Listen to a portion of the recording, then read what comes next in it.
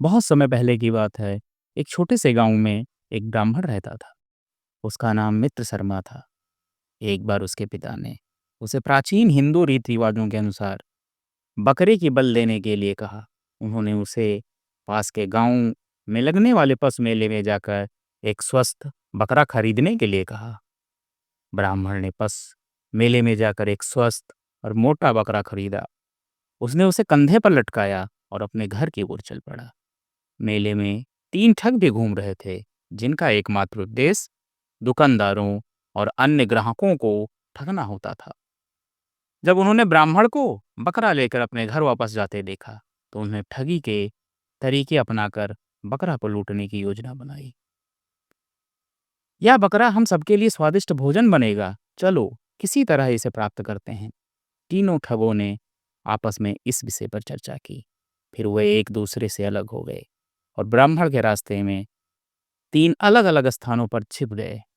जैसे ही ब्राह्मण जंगल होते हुए एकांत स्थान पर पहुंचा, ठगों में से एक अपने छिपे हुए स्थान से बाहर आया और आश्चर्यचकित स्वर में ब्राह्मण से बोला, महाराज, ये क्या है?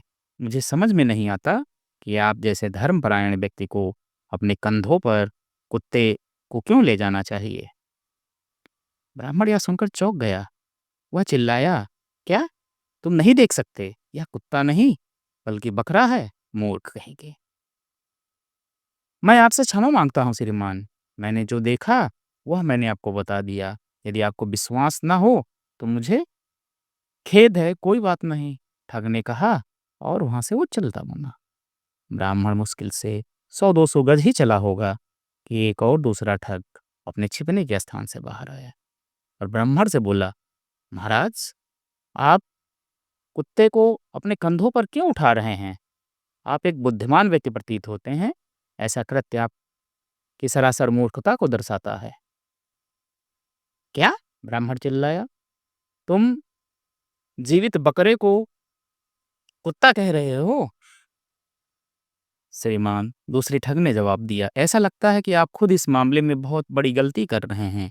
या तो आप ऐसे देश से आए हैं जहां बकरा नहीं पाया जाता, या फिर आप ये सब जानबूझकर करते हैं। मैंने आपको वही बताया जो मैंने देखा। ठीक है महाराज, मैं चलता हूँ। दूसरा ठग भी हंसता हुआ वहां से चला गया।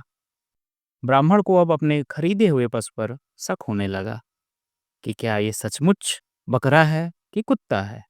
ब्राह्मण आगे बढ़ा, लेकिन फिर वह मुश्किल से थोड़ी ही दूर कर पाया था कि तीसरा ठग हंसता हुआ उसके सामने आ खड़ा हुआ। बोला, महाराज, आप इस कुत्ते को अपने सर पे लाद लेकर कहाँ जा रहे हैं? लगता है आप अपना धर्म भ्रष्ट कर चुके हैं। इससे आपकी मूर्खता साफ दिख रही है और आप हंसी के पात्र बनते जा रहे हैं, ठग ने कहा और फिर हंसने लगा। तीसरे ठग की बातें सुनकर ब्राह्मण बहुत चिंतित हो गया। क्या यह सचमुच बकरा नहीं है? वो सोचने लगा। अब ब्राह्मण पूर्णतः भ्रमित हो गया। इसे विश्वास हो गया कि वह शायद किसी मायाजाल में फंस गया है और सचमुच बकरा नहीं कुत्ता ही उठा रखा है। डर और शर्म के मारे उसने तुरंत बकरा, जो वास्तव में बकरा ही था, नीचे फेंका और वहां से चला गया। तीनों ठग हंसी में लोटपोट हो गए और उस बकरे को उठाकर मस्ती से भोज बनाने के लिए चल दिए। दोस्तों, यदि कोई व्यक्ति बार बार झूठ बोले तो वह भी सत्य जैसा प्रतीत होने लगता है। अतः विवेक और आत्मविश्वास नहीं खोना चाहिए। अगर कहानी पसंद आई हो तो हमारे चैनल को लाइक, सब्सक्राइब और शेयर करें। अपने विचारों को कमेंट बॉक्स में ज़रूर दें। धन्यवाद।